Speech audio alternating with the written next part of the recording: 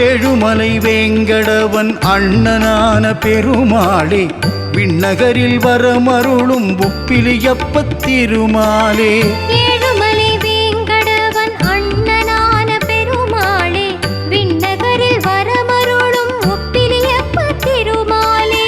சிறுவயது பூதேவியை மனம் முடித்த நாரணா, உப்பிலாத நைவேத்தியம் தன்னை ஏற்றுக்கொண்ட பூரணா. சிறுவயது பூமாதேவியை மனம் முடித்த நாரணா, உப்பிலாத நைவேத்தியம் ஏற்றுக்கொண்ட பூரணா.